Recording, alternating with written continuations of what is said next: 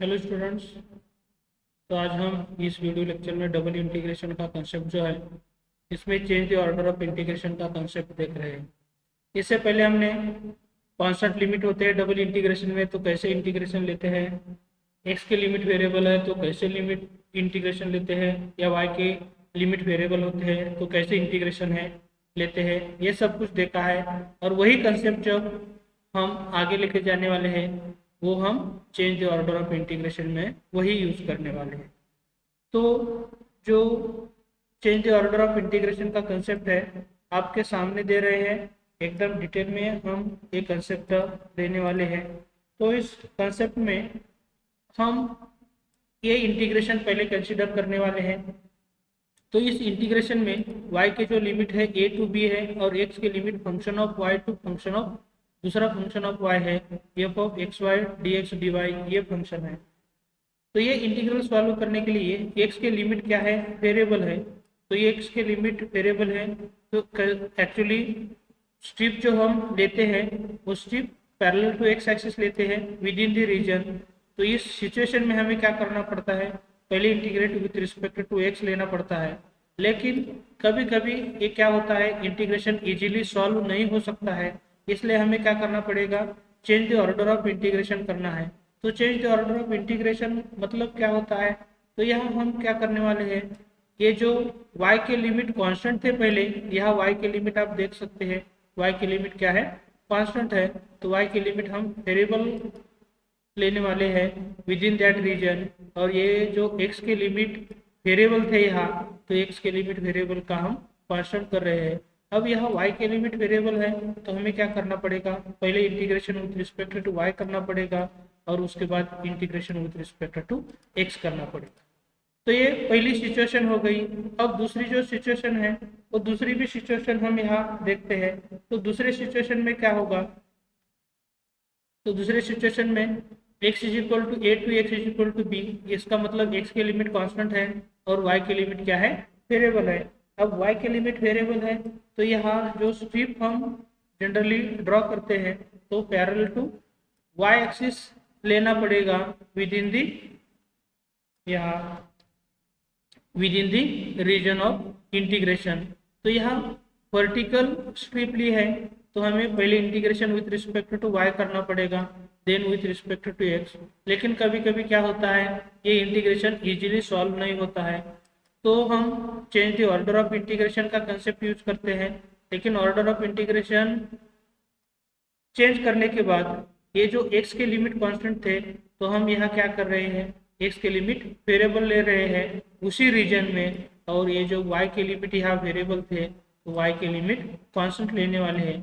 लेकिन जब हम यहाँ x के लिमिट वेरिएबल लेते हैं तो पहले हमें integrate with respect to x करना पड़ता है और उसके बाद विथ रिस्पेक्ट टू y करना पड़ता है। तो पहले हम क्या करते हैं, ये जो एग्जाम्पल है इसके रिलेटेड एकदम डिटेल में देखने वाले हैं। आपको सिर्फ क्या करना है, ये जो एग्जाम्पल है अच्छी तरह देखना है। ये एग्जाम्पल आपके सारे जो कंसेप्ट है वो सारे कंसेप्ट क्लियर करने वाला है। तो स्टार्ट करते हैं एग्जाम्पल और इसका सॉल्यूशन कैसे हमें फाइंड आउट करना है एकदम डिटेल में। तो इस एग्जाम्पल में क्वेश्चन है, by changing the order of integration evaluate integration 0 to 1 integration 0 to root of 2 minus x square y cube d x d y.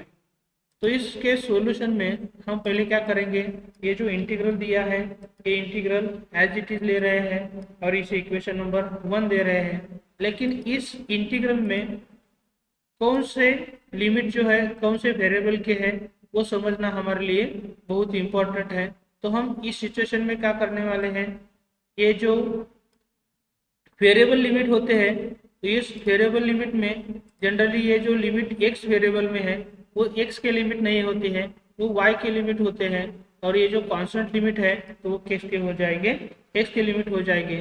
तो ये जो लिमिट है हम x is equal to 0 to 1 कह रहे हैं, और ये जो x के फॉर्मेट में लिमिट दिए हैं तो x के वेरिएबल में लिमिट दिए हैं वो किसके हैं, y के लिमिट है, तो y is equal to 0 to 1 हो जाएगा। तो ये जो लिमिट्स है यही लिमिट्स हम फिर क्या कर रहे हैं, ये लिमिट्स 1 बाय 1 यहाँ लेने वाले हैं। तो ये जो पहला लिमिट है x इज इक्वल टू 1, तो आप देख सकते हैं x इज इक्वल टू 1 जो लिमिट है वो किसका लिमिट है, वो y axis.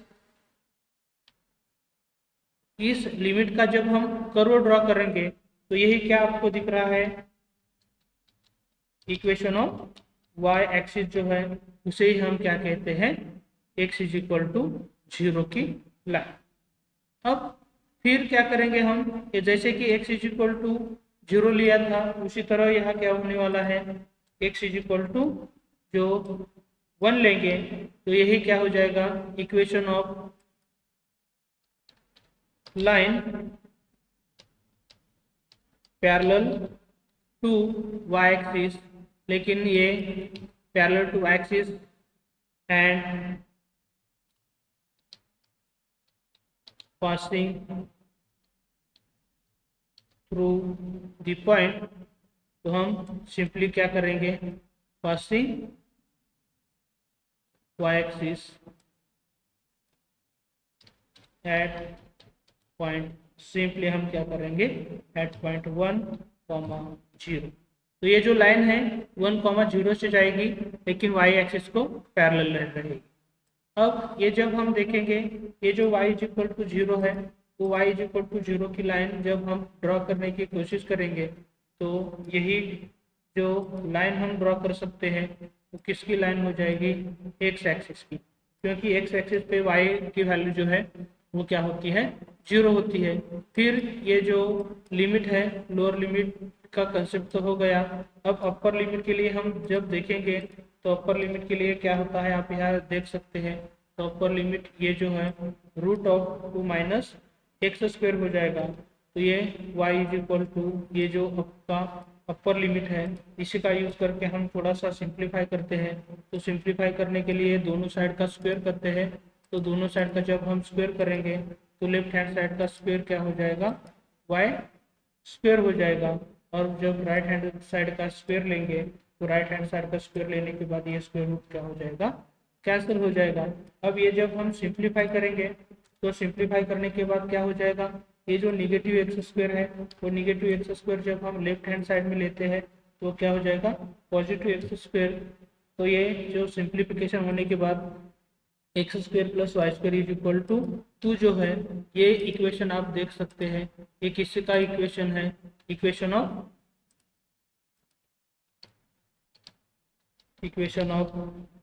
Standard circle whose center is at origin and radius √2 हो जाएगी। तो ये सब जो 4 लिमिट थे, 4 लिमिट का कंसेप्ट हमें क्या करना है, ड्रॉ करना है। तो पहले क्या करते हैं, draw the curve of limit and the region of integration. तो ये जो रीजन ऑफ इंटीग्रेशन है वो रीजन ऑफ इंटीग्रेशन मैंने फाइंड आउट किया है। तो आपके सामने ये जो रीजन ऑफ इंटीग्रेशन कैसे आता है ये आपके सामने देते हैं, और उसके बाद किस तरह ये रीजन आने वाला है ये आपको समझ में आए। तो इस रीजन में आप यहाँ देख सकते हैं ये जो डायग्राम है मैंने डायग्राम ऑलरेडी ड्रॉ कर दी है। तो यहाँ आप देख सकते हैं ये जो पिंक कलर की लाइन है वो एक्स एक्सिस है, ये ब्लू कलर की लाइन है वो वाई एक्सिस है। अब यहाँ x इज इक्वल टू 0 की लाइन आप देख सकते हैं, ये जो y एक्सिस है वही x इज इक्वल टू 0 की लाइन है। फिर x इज इक्वल टू 1, ये ग्रीन कलर की लाइन है वही x इज इक्वल टू 1 की लाइन होती है। फिर y इज इक्वल टू 0 की लाइन जो है वो x एक्सिस हो जाएगा। और ये जब लिमिट कंसिडर करेंगे तो ये लिमिट किसका है, x square plus y square is equal to 2 हो जाएगा। और ये सर्कल आप देख सकते हैं, this is an equation of circle with centre at origin. और ये जो रेडियस है वो रेडियस क्या है, √2 है। तो इस सब पार्ट में ये x is equal to 0 to x is equal to 1, y is equal to 0 to circle, यह आपको येलो कलर का पार्ट दिख रहा है। येलो कलर का पार्ट जो है वही रीजन ऑफ इंटीग्रेशन है। अब इस सिचुएशन में y के लिमिट आपको वेरिएबल दिख रहे हैं, तो मुझे इस सिचुएशन में क्या करना है, ये जो स्ट्रिप है ब्लैक कलर की वो वर्टिकल निकालनी है, क्योंकि y वर्टिकली वेरी होता है। तो ये स्ट्रिप हमें वर्टिकल निकालनी पड़ेगी। लेकिन हमें यह क्या करना है to change the order of integration. तो ऑर्डर ऑफ इंटीग्रेशन चेंज करनी है, तो ये जो स्ट्रिप वर्टिकल है ये कैसे कंसिडर करनी है, हमें parallel to x axis consider करनी है। तो यही जो ग्राफ है, यही ग्राफ हम यहाँ भी आपके सामने दे रहे हैं, और किस तरह हमें स्ट्रिप जो वर्टिकल है वो हॉरिजॉन्टल करनी है, ये आपको सब कंसेप्ट यहाँ समझ में आने वाला है। तो ये डायग्राम आप यहाँ देख सकते हैं। इस डायग्राम में फिर वही डायग्राम लिए है मैंने, तो आप यहाँ देख सकते हैं सब कुछ वही है। ये जो रीजन है यही रीजन यहाँ भी दिखाया है, लेकिन मुझे यह इस सिचुएशन में क्या करना है, ये जो स्ट्रिप है वो स्ट्रिप वर्टिकल के बजाय हॉरिजॉन्टल लेना है। तो हॉरिजॉन्टल स्ट्रिप लेने के बाद क्या क्या होता है यह आपको समझ में आने वाला है।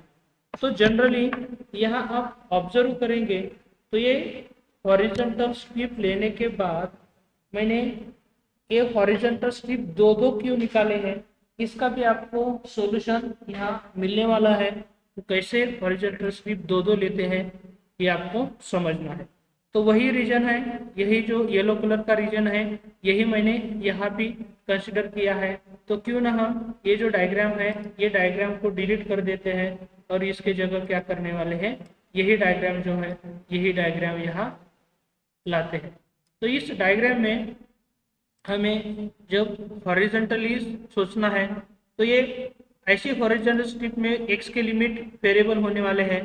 तो x का लोअर लिमिट है वो पहले टिप पे होना चाहिए, और दूसरा जो अपर लिमिट है वो राइट हैंड साइड के टिप पे होना चाहिए इस स्ट्रिप के। लेकिन जब हम ये स्ट्रिप जैसे कि अप एंड डाउन मूव करते हैं तो ये जो थोड़ा सा छोटा सा लाइन दिख रहा है इसके ऊपर नीचे करेंगे तो ये जो अपर टिप है या राइट हैंड साइड का टिप है वो क्या हो रहा है, दूसरे कर्व पे जा रहा है। तो हमें क्या करना पड़ेगा, ऐसे सिचुएशन में जो हमारी आइडिया है इस आइडिया को क्या कर रहे हैं, वही रीजन में ये जो लाइन है छोटी सी लाइन यहाँ से एक पार्ट कर रहे हैं, उसे हम रीजन R1 दे रहे हैं, और दूसरा रीजन R2। R1 में एक लाइन ड्रॉ की है, ये जो स्ट्रिप है वो स्ट्रिप में ड्रॉ कर रहा हूँ, यहाँ आप देख सकते हैं ये जो स्ट्रिप है R1 रीजन में है और ये जो दूसरी स्ट्रिप है R2 रीजन में है। अब यहाँ R1 और R2 रीजन जब हम कंसिडर करेंगे तो यहाँ लाइन में y की क्या वैल्यू होती है वो पहले हमें समझना होगा।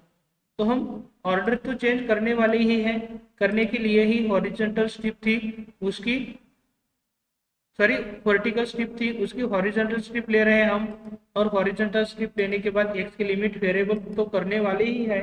लेकिन यहाँ मुझे इस सिचुएशन पे थोड़ा सा डाउट है, इसलिए हमें क्या करना पड़ेगा, तो ये जो पॉइंट है ए पॉइंट के में कौन से दो कर्व इंटरसेक्ट होते हैं ये देखना हमारे लिए इम्पोर्टेंट है। तो यहाँ आप देख सकते हैं एट पॉइंट ए, इस ए पॉइंट पे ये जो x इक्वल टू 1 की लाइन और ये जब circle x square plus y square equal to 2 देखेंगे ये दोनों इंटरसेक्ट हो रहे हैं। तो ए पॉइंट निकालने के लिए हमें क्या करना पड़ेगा, ये दो जो कर्व है इसका यूज करना पड़ेगा। तो कैसे यूज करना है वो भी हम यहाँ देखने वाले हैं। तो ये जो सर्कल का इक्वेशन है इस सर्कल के इक्वेशन में हम क्या करने वाले हैं, ये जो x की वैल्यू है वो x की वैल्यू पुट करने वाले हैं। तो यहाँ ये सर्कल के इक्वेशन में x की वैल्यू जो 1 है वो जब हम पुट करेंगे तो आपको समझ में आएगा ये जो 1 स्क्वायर हो जाएगा और ये 1 स्क्वायर राइट हैंड साइड में जाता है तो 2 माइनस 1 हो जाएगा। फिर ये जो 2 माइनस 1 है वो क्या होने वाला है, 1 ही हो जाएगा। और थोड़ा सा सिंप्लीफाई करने के बाद ये जो y की वैल्यू है वो y की वैल्यू हमें क्या मिलने वाली है, प्लस और माइनस 1 मिलने वाली है। लेकिन ये जो पॉइंट है ये पॉइंट हम फर्स्ट क्वाड्रेंट का कंसिडर कर रहे हैं, तो फर्स्ट क्वाड्रेंट में ये पॉइंट क्या होने वाला है, y और x दोनों भी पॉजिटिव होने वाले हैं। तो यहाँ ये जो पॉइंट है ये है, तो हम ऐसा कह सकते हैं द पॉइंट ए इज, तो ये जो पॉइंट ये है इसके जो कोऑर्डिनेट है वो कोऑर्डिनेट हमारे लिए बहुत इंपॉर्टेंट है, क्योंकि वही भी हमारे लिए लिमिट के लिए काम आने वाले हैं। तो ये जो x की वैल्यू है 1 है और y की भी वैल्यू यहाँ क्या हो जाएगी 1 हो जाएगी। तो जो ये पॉइंट है, जब ये पॉइंट के हम कोऑर्डिनेट यहाँ आपके सामने यहाँ से यहाँ देते हैं, ताकि ये जो कोऑर्डिनेट है ये के हमने फाइंड आउट किए हैं, और इसी तरह आपको ये कोऑर्डिनेट की जरूरत आगे जाके है वो हम देखने वाले। अब यह रीजन R1 और रीजन R2 है, तो इन दोनों रीजन में हमें क्या करना है। अब यहाँ हम ऐसा कह सकते हैं, ये जो रीजन R था पहले, वो R रीजन है आपके सामने यहाँ दिख रहा है।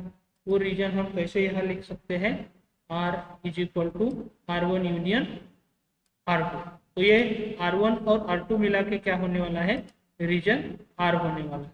तो देखते हैं रीजन R1 पे कैसे लिमिट्स होते हैं और रीजन R2 पे कैसे लिमिट होते हैं, ये हम अब डिटेल में देखेंगे। और उसके बाद ये लिमिट देखने के बाद इंटीग्रेशन का जो कंसेप्ट है, वो इंटीग्रेशन का कंसेप्ट क्या होता है वो भी देखेंगे। अब यहाँ आप जब ऑब्जर्व करेंगे तो यहाँ आप समझ सकते हैं, इस पार्ट में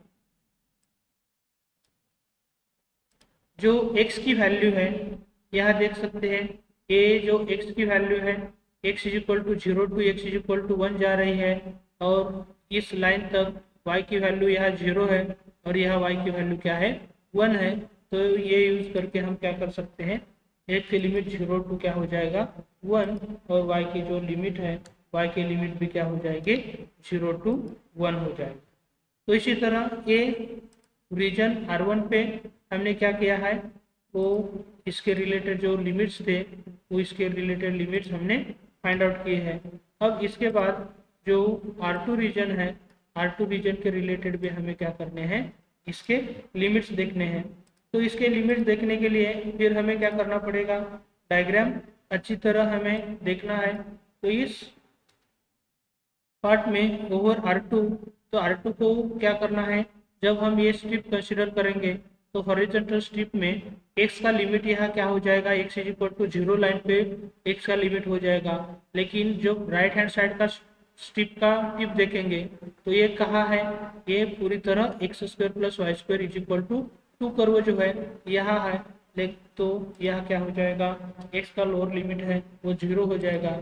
लेकिन आप यहाँ देख सकते हैं, जब सर्कल का इक्वेशन कंसिडर करेंगे तो ये सर्कल के इक्वेशन जब यहाँ आपके सामने सिंप्लीफिकेशन कर रहे हैं, तो इसके सिंप्लीफिकेशन में क्या हो जाएगा, a प्लस वाई स्क्वायर है वो राइट हैंड साइड में जाके क्या हो जाएगा माइनस वाई स्क्वायर हो जाएगा। और ये जो एक्स स्क्वायर है, इस एक्स स्क्वायर का जब हम स्क्वायर रूट लेते हैं तो ये एक्स स्क्वायर का स्क्वायर रूट क्या हो जाएगा, एक्स हो जाएगा। और ये 2 माइनस वाई स्क्वायर का जो स्क्वायर रूट है वो क्या होने वाला है, इसी तरह होने वाला है। तो आपका जो अपर लिमिट है, अपर लिमिट एक्स का क्या हो जाएगा, root of 2 minus y square हो जाएगा। अब y यहाँ कहाँ से कहाँ वैरी होता है आप यहाँ देख सकते हैं, यहाँ इस लाइन पे y की वैल्यू 1 है, और ये जब इस टिप पे देखेंगे तो ये क्या है, इस सर्कल की रेडियस भी है, तो ये रेडियस √2 हो जाएगी। तो आपका जब ये y का लिमिट लेते हैं तो y का लिमिट लेते समय हमें ये क्या हो जाएगा, y की लिमिट 1 टू √2 हो जाएगा। तो ये सब करने के बाद इक्वेशन 1 क्या होता है, ये सब कुछ लिमिट का कंसेप्ट तो हो गया। तो ये इक्वेशन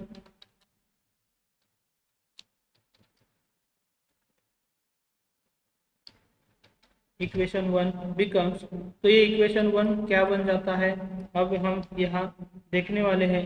तो जो इक्वेशन 1 है, इक्वेशन 1 के रीजन के हिसाब से 2 पार्ट हो गए हैं। तो 2 पार्ट कैसे आते हैं, यहाँ पहला पार्ट है वो रीजन R1 के लिए आने वाला है। तो R1 के लिए आपके सामने यहाँ लिमिट है x is equal to 0 to 1, तो x की लिमिट 0 टू 1 है और y की लिमिट क्या हो जाएगी, फिर 0 टू 1 ही हो जाएगा। तो यहाँ हम क्या कर रहे हैं, y की लिमिट यहाँ दे रहे हैं प्लस। लेकिन इसी तरह का इंटीग्रल कहाँ आने वाला है, रीजन R2 के लिए आने वाला है। तो रीजन R2 के लिए आप यहाँ देख सकते हैं, ये जो y की लिमिट है वो y की लिमिट हम पहले लिखते हैं। तो यहाँ क्या हो जाएगा, x के बजाय हम क्या करेंगे, यहाँ y इज इक्वल टू देंगे पहले लिमिट बाहर के, और यहाँ क्या करने वाले हैं x की लिमिट कंसिडर करने वाले हैं। तो y की लिमिट क्या हो जाएगा, 1 to √2 होने वाला है y का जो लिमिट है वो। तो ये y इक्वल टू 1 to √2 हो गया, और x की लिमिट जो है 0 to क्या होने वाला है, √2 माइनस वाई स्क्वेयर ऐसा होने वाला है। तो इसी तरह ये जो change the order of integration करने के बाद आपका जो इक्वेशन 1 था, ये इक्वेशन 1 मुझे ऐसा लिखना ही पड़ेगा। तो इसी तरह एकदम सिंपल तरीके से हमने क्या किया है, ये जो change the order of integration है इसका कंसेप्ट आपको दिया है।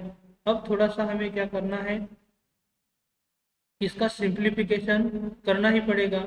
अब इसके सिंप्लीफिकेशन में हमें मालूम है ये जब कांस्टेंट लिमिट है तो कांस्टेंट लिमिट है, इसके लिए हम क्या करते हैं, ये जब ये y का इंटीग्रेशन ले सकते हैं हम, और जो x है x का भी इंटीग्रेशन क्या कर सकते हैं, सेपरेट ले सकते हैं, क्योंकि जो इंटीग्रैंड है इंटीग्रैंड क्या हो सकता है, सेपरेट हो सकता है, क्योंकि x के रिलेटेड कोई भी टर्म नहीं है, y के रिलेटेड y³ की टर्म है। तो ये कांस्टेंट लिमिट है, तो कांस्टेंट लिमिट के हिसाब से पहले इंटीग्रल का क्या हो जाएगा, इसी तरह इंटीग्रेशन होने वाला है। फिर ये क्या हो जाएगा, राइट सेकंड इंटीग्रल का हम जब करेंगे तो पहले मुझे इंटीग्रेशन विथ रिस्पेक्ट टू क्या करना पड़ेगा, x करना पड़ेगा। तो यहाँ हम integration with respect to x करेंगे तो यहाँ क्या हो जाएगा, ये dx होने वाला है, और dx होने के बाद इसी तरह आपको इसका इंटीग्रेशन लेना है पहले। तो इसका इंटीग्रेशन लेने के बाद फिर हम क्या करेंगे, y का इंटीग्रेशन ले सकते हैं। तो ये जो इंटीग्रल है ये इंटीग्रल हम इसी तरह लिख सकते हैं। तो ये जो पहला इंटीग्रल है, पहला इंटीग्रल तो एकदम इजी है, इसलिए हम इसके लिए ज़्यादा टाइम नहीं देने वाले हैं। आप यहाँ देख सकते हैं dx का इंटीग्रेशन x हो जाएगा, अपर लिमिट 1 पुट करेंगे x में तो 1, लोअर लिमिट 0 हो जाएगा। तो ये अपर और लोअर लिमिट पुट करने के बाद ये क्या हो जाएगा, 1 माइनस 0 हो जाएगा। अब यहाँ y⁴/4 हो जाएगा, तो y⁴/4 में ये जो 1/4 है ये 1/4 हम कहाँ लिख सकते हैं, आउटसाइड में, और y⁴ में 1 पुट करेंगे तो 1⁴ 1 हो जाएगा, और माइनस करके 0⁴ इसी तरह होने वाला है। तो ये जब इंटीग्रेशन हम सॉल्व करेंगे तो पहले इंटीग्रेशन के लिए ये आपका 1 मिल जाएगा, ये 1/4 टाइम्स ये इसी तरह मिल जाएगा। तो पहले इंटीग्रेशन के लिए हम क्या करते हैं, इतना पार्ट कर सकते हैं। फिर आप यहाँ देख सकते हैं इस इंटीग्रेशन के लिए जब इंटीग्रेशन अब dx है वो x हो जाएगा, फिर इसमें क्या होने वाला है, अपर लिमिट पुट करेंगे तो ये √2 माइनस y² हो जाएगा, और लोअर लिमिट के लिए 0 हो जाएगा। तो ये अपर लोअर लिमिट जब हम कंसिडर करेंगे तो ये क्या हो जाएगा, इसी तरह आपका इंटीग्रेशन हो जाएगा, और ये इंटीग्रेशन हमें क्या करना है, सॉल्व करना है। तो देखते हैं किस तरह ये जो इंटीग्रेशन है इस इंटीग्रेशन का सॉल्यूशन हमें मिलता है। तो इसके बाद जब हम सिंप्लीफाई करते हैं तो ये क्या हो जाएगा, 1/4 ही रहेगा। अब इसके लिए मुझे क्या करना पड़ेगा, जैसे कि हमने यहाँ इक्वेशन 1 माना है उसी तरह ये जो नेक्स्ट पार्ट है, नेक्स्ट इंटीग्रल है, इसके लिए हम क्या करने वाले हैं, इंटीग्रेशन 2 मान रहे हैं। तो थोड़ा सा हमने यहाँ सेकंड इंटीग्रेशन में शायद गलती हुई है, ये जो इंटीग्रेशन का लिमिट है वो 1 से √2 होना चाहिए। तो यहाँ हम ये जो गलती है सुधार देते हैं, ये 1 to 2, और यहाँ भी लिमिट जो है वो 1 to √2 जो है वो कर रहे हैं। अब ये इंटीग्रेशन हमें सॉल्व करना है, इसके लिए ये जो y² है, y² को हम क्या कर सकते हैं, y³ है उसे हम y² × y पुट कर सकते हैं। तो ये जो पार्ट है हम सब्स्टिट्यूशन मेथड यूज करके ये इंटीग्रेशन क्या सॉल्व कर सकते हैं। तो देखते हैं किस तरह इसका इंटीग्रेशन आ जाएगा। तो इसके लिए मुझे सब्स्टिट्यूशन मेथड यूज करना पड़ेगा। तो इसमें हम क्या करने वाले हैं, पुट, अब यहाँ जो y² है, y² को जब हम t पुट करेंगे तो यहाँ क्या हो जाएगा, इसका डेरिवेटिव जो है 2y dy is equal to क्या आने वाला है, dt आने वाला है, और फिर इसमें y इंटू डी वाई जो है वो क्या हो जाएगा, 2 को राइट हैंड साइड में शिफ्ट करेंगे तो 2 को राइट हैंड साइड में लेने के बाद क्या हो जाएगा 1/2 इंटू डी टी बन जाएगा। तो इसी तरह ये जो आपका कंसेप्ट है ये होने वाला है। फिर हमें लिमिट्स को भी देखना है। तो यहाँ जब डेफाइनाइट इंटीग्रेशन है तो डेफाइनाइट इंटीग्रेशन में हमें क्या करना पड़ता है, लिमिट्स भी चेक करना पड़ेगा। तो यहाँ जब x के लिमिट सॉरी y के लिमिट देखेंगे तो यहाँ y के लिमिट आप यहाँ देख सकते हैं, y की लिमिट यही लिमिट है 1 to √2। तो इसके हिसाब से हमें किसके लिमिट लेने हैं, t के लिमिट देखने हैं। तो t के लिमिट आप यहाँ तैयार करने वाले हैं। तो t के लिमिट है जब y की वैल्यू 1 है तो t की वैल्यू भी क्या हो जाएगी 1 वैल्यू हो जाएगी। और y की √2 है तो t की वैल्यू क्या होने वाली है 2 होने वाली है। तो ये जो इंटीग्रल मैंने I लिखा है ये इंटीग्रल कैसे होता है, तो ये इक्वेशन 2 जो है वो इक्वेशन 2 कैसे बनता है हम यहाँ देख सकते हैं। ये इक्वेशन 2 बिकम्स मुझे लिखना है। तो ये इक्वेशन 2 में फिर हम ये एज इट इज यहाँ ले रहे हैं पहले। अब इसमें हमें क्या करना है, ये जो इंटीग्रेशन लेना है यहाँ t के लिमिट लिखने हैं। तो ये t के लिमिट है वो क्या हो जाएंगे t is equal to 1 to क्या होने वाले हैं 2 होने वाले हैं। फिर यहाँ आप क्या कर सकते हैं, वाई स्क्वायर की value y square is equal to t put कर सकते हैं। और यहाँ भी क्या होने वाला है y square into y d y, लेकिन ये एक y जो है उसकी वैल्यू क्या हो जाएगी t हो जाएगी। और दूसरा y डी वाई है उसकी जो वैल्यू है वो क्या होने वाली है 1/2 इंटू डी टी होने वाली है। अब ये जो इंटीग्रेशन हमें सॉल्व करना है, तो इंटीग्रेशन सॉल्व करने के लिए हम थोड़ा सा और एक तरीका हम यूज करते हैं तो बहुत अच्छा रहता है रहेगा हमारे लिए। जैसे कि हमने y square equal to t put किया है तो इसके जगह हम ये पुट कर देते तो अच्छा रहेगा। तो ये हम थोड़ा सा सब्स्टिट्यूशन ही चेंज कर रहे हैं, 2 minus y square is equal to t. तो ये डेरिवेटिव जो है इसका क्या हो जाएगा -2y dy is equal to d t. तो ये क्या होने वाला है -1/2 dt हो जाएगा। अब ये जो लिमिट हम देखने वाले हैं तो लिमिट आप यहाँ देख सकते हैं, जब y का लिमिट 1 होता है, अब ये y का लिमिट 1 पुट करेंगे तो ये t की वैल्यू क्या हो जाएगी 1 हो जाएगी। और y का लिमिट जब हम √2 पुट करते हैं तो ये √2 पुट करने के बाद आप यहाँ देख सकते हैं y की वैल्यू है वो क्या हो जाएगी 0 हो जाएगी। तो इसी तरह ये जो इंटीग्रेशन है ये इंटीग्रेशन के लिमिट जो है वो क्या हो जाएंगे 1 to 0 होने वाला है। तो ये इसी तरह 1 to 0 हो जाएगा। अब ये 2 माइनस वाई स्क्वायर की जो वैल्यू है वो हम क्या पुट करने वाले हैं t ही पुट करने वाले हैं। और यहाँ आप देख सकते हैं ये जो वाई स्क्वायर की वैल्यू है वो वाई स्क्वायर की वैल्यू यहाँ हमें क्या यूज़ करनी पड़ेगी 2 माइनस टी यूज़ करनी पड़ेगी। तो यहाँ फिर हमें क्या करना पड़ेगा, ये जो वैल्यू है 2 माइनस टी पुट करना है ये वाई स्क्वायर की वैल्यू के लिए।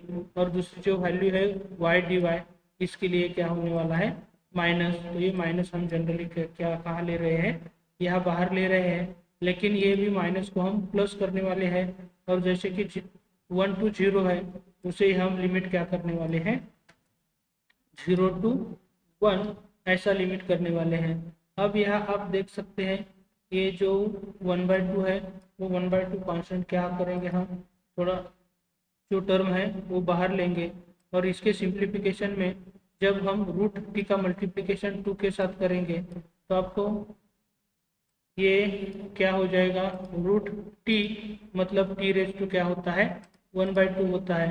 तो ये क्या हो जाएगा t रेज टू 1/2 इंटू इसके मल्टीपल में जो 2 है वो 2 को हम यहाँ ले रहे हैं। और फिर t इंटू √t जो है उसका मल्टीप्लिकेशन जब हम देखेंगे तो ये मल्टीप्लिकेशन क्या हो जाएगा t रेज टू 3/2 हो जाएगा। तो इसी तरह ये जो इंटीग्रेशन है वो इंटीग्रेशन हम कर सकते हैं। अब यहाँ हम बीटा और गामा फंक्शन की भी आइडिया यूज कर सकते थे, लेकिन इससे अच्छा हम क्या कर सकते हैं, अब ये सिंपल तरीके से सॉल्व कर सकते हैं। बीटा फंक्शन का यूज करके भी ये इंटीग्रेशन जो है आपके सामने, ये आप सॉल्व कर सकते हैं। अब यहाँ ये इंटीग्रेशन के लिए ये थोड़ा सा हम डायरेक्ट करने वाले हैं। तो ये जो पार्ट है, इस पार्ट को हम क्या करते हैं, पहले लिमिट देते हैं, और लिमिट देने के बाद किस तरह इंटीग्रेशन होता है वो आपको समझ में आएगा। पहले अब यहाँ क्या करते हैं, लिमिट क्या है, 0 to 1 है, तो ये t⁻1/2 का इंटीग्रेशन है वो क्या हो जाएगा, t⁻3/2 हो जाएगा। अपॉन डिनोमिनेटर में क्या करना पड़ेगा, 3/2 करना पड़ेगा। फिर t⁻3/2 का इंटीग्रेशन लेना है, तो t⁻3/2 का इंटीग्रेशन क्या हो जाएगा, t⁵5/2 अपॉन क्या होने वाला है, 5/2। तो इतना सिंपल तरीके से हम क्या कर सकते हैं, ये जो इंटीग्रेशन है, ये इंटीग्रेशन फाइंड आउट कर सकते हैं। फिर आप यहाँ देख सकते हैं 3/2 है, इसे हम जब न्यूमरेटर में लेंगे तो यहाँ क्या हो जाएगा, 2/3 होने वाला है, और ये 2/3 होने के बाद ये जो t⁵3/2 हो जाएगा। फिर ये यहाँ हमें क्या करना था, 5/2 लिखना था। तो ये जो टर्म है मैं 5/2 ले रहा हूँ, लेकिन ये जो डिनोमिनेटर का 5/2 है वही हम कैसे लिख सकते हैं, 2/5 ऐसे लिख सकते हैं। और फिर इसके बाद ये t⁵5/2, अभी तक मैंने लिमिट नहीं पुट किया है, लेकिन अब यहाँ हम लिमिट करने जा रहे हैं। तो लिमिट पुट करने के बाद आपको क्या करना है, इस पार्ट में अपर लिमिट पुट करना है। तो ये अपर लिमिट के लिए हम क्या करने वाले हैं, यही पार्ट लेने वाले हैं, और लोअर लिमिट के लिए भी वही पार्ट लेने वाले हैं। लेकिन अपर लिमिट के में टी की वैल्यू यहाँ मुझे 1 पुट करनी है, यहाँ भी क्या पुट करनी पड़ेगी, 1 ही पुट करनी पड़ेगी। और लोअर लिमिट की वैल्यू जो है, वो लोअर लिमिट की वैल्यू यहाँ क्या पुट करना है, 0 पुट करना है। लेकिन लोअर लिमिट की वैल्यू जब हम यहाँ पुट करते हैं तो आपको ऑब्जर्वेशन करके पता चलेगा कि लोअर लिमिट में जब ये वैल्यू पुट करते हैं तो ये पार्ट पूरी तरह क्या होने वाला है, 0 होने वाला है। तो ये जो 0 पार्ट है, ये 0 पार्ट हम नहीं लिखेंगे तो भी चलेगा। तो इसी तरह ये क्या होने वाला है, यही पार्ट रहेगा, लेकिन 1⁵3/2 ही 1 ही रहेगा। ये भी पार्ट है वो 1 ही रहेगा। ये 2 × 2/3 है, तो क्या हो जाएगा, 4/3 हो जाएगा। और थोड़ा सा सिंप्लीफिकेशन करना बाकी है, और इसका सिंप्लीफिकेशन करते हैं तो ये क्या हो जाएगा, 1/2 को बाहर ही रखते हैं। अब इसका एलसीएम लेना है मुझे, तो एलसीएम लेने के बाद क्या हो जाएगा, ये जो टर्म है इसका एलसीएम जब हम लेते हैं तो एलसीएम लेने के बाद डिनोमिनेटर में 3 × 5 क्या होने वाला है, 15। फिर क्या हो जाएगा, 4 × 5 हो जाएगा, तो ये 20 होने वाला है। -2 × 3 6 हो जाएगा। तो इसी तरह आपको क्या करना पड़ेगा, ये एलसीएम लेना पड़ेगा। अब ये एलसीएम लेने के बाद आपको पता है ये क्या होने वाला है, 14/15 होने वाला है। लेकिन ये 14/15 होता है, तो उसके बाद ये जो 1/2 है, ये 1/2 को ये 14 में से 2 कैंसिल करेंगे, तो ये फिर क्या हो जाएगा, 7/15 हो जाएगा। और फिर जब हम इसका एलसीएम निकालेंगे तो एलसीएम दोनों का क्या होने वाला है, यहाँ 1/60 हो जाएगा। तो ये 60 एलसीएम होने के बाद हमें क्या हो जाएगा, 1 × 15 15 हो जाएगा, प्लस 28 होने वाला है। तो इसी तरह इन दोनों का क्या होने वाला है, एलसीएम हो जाएगा। और ये थोड़ा सा सिंप्लीफाई करेंगे, तो सिंप्लीफाई करने के बाद आपको पता चल जाएगा ये जो टर्म है क्या होने वाली है, 43 हो जाएगी। तो ये इसी तरह आप क्या कर सकते हैं, ऑर्डर चेंज करने के बाद इस इंटीग्रेशन का सॉल्यूशन फाइंड आउट कर सकते हैं। तो एकदम सिंपल तरीके से मैंने आपके सामने जो change the order of integration का कंसेप्ट है, ये कंसेप्ट दिया है, और किस तरह इसका इंटीग्रेशन फाइंड आउट करते हैं ये सब कुछ डिटेल में आपके सामने दिया है। इसके लिए एक लाइक आपकी तरफ से मिलना ही चाहिए। तो ये जो इंटीग्रल है एकदम सिंपल तरीके से हमने किस तरह किया है आप यहाँ देख सकते हैं। तो इसी का सॉल्यूशन जो है, ये पहले क्या करेंगे, हम कर्व ड्रॉ करने के बाद ये जो है सब कुछ सिंप्लीफिकेशन करने के बाद आपको ये जो सॉल्यूशन है, ये सॉल्यूशन मिल जाएगा।